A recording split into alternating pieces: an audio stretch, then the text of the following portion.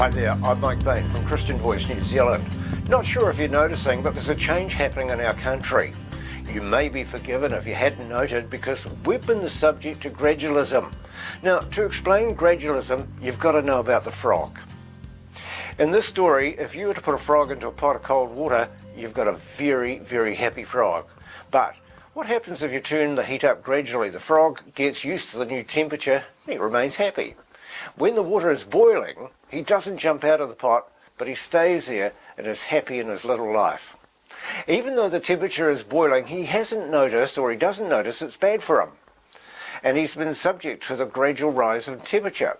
In New Zealand, we've seen a gradual change in our culture, and what we as Christians will today accept as normal, whereas a few years ago we would have frowned. In decades past, thousands, and I mean literally thousands of people marched down the city streets of New Zealand protesting at the killing of the unborn. We were opposed to same-sex marriage. We were opposed to euthanasia. But today we accept it as the norm. Now, I don't know if you've noted how influential the gay community is in pushing its agenda through television shows and movies. These people want us to accept it as normal. I recall people being outraged by foul language being used in the streets, and some were even prosecuted in the court for swearing. Gosh, I remember my mother washing her mouth out with soap as well. But the foul-mouthed, blasphemous Scottish comedian Billy Connolly appeared on many TV screens across the country, and you know what? The audience just soaked him up. Now, I guarantee if your daughter brought home a boyfriend who used similar language, he would probably have been frog-marched out of the house. You see, gradualism has been happening, and it's affected our values, our morals, and our standing with our Creator.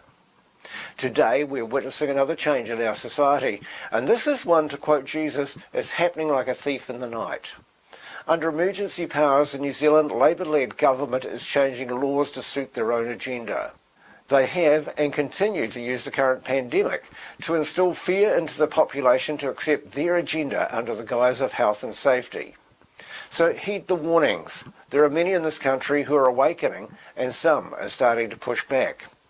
Now, Christians may be asking, is it okay to push back? The answer is in the Bible. It's in Romans 13, and yes, it's okay. But we shouldn't do it alone. We need the church and its leadership to rise and say, enough is enough. We cannot and should not rest in our pulpits.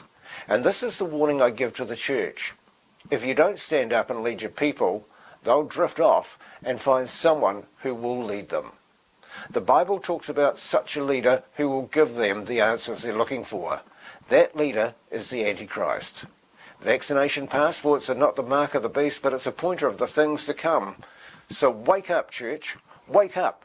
The water in the pot is near boiling point. My friends, as we await the coming of Jesus Christ, I don't have to tell you, the signs are here. We are very near the end. This is our time. We have been called. We need to ensure that we are right with God today, and we must continue to carry out his commands of taking the good news of God's kingdom to every man, woman and child that we can reach. Thank you for listening. For more information, jump online to christianvoicenewzealand.com.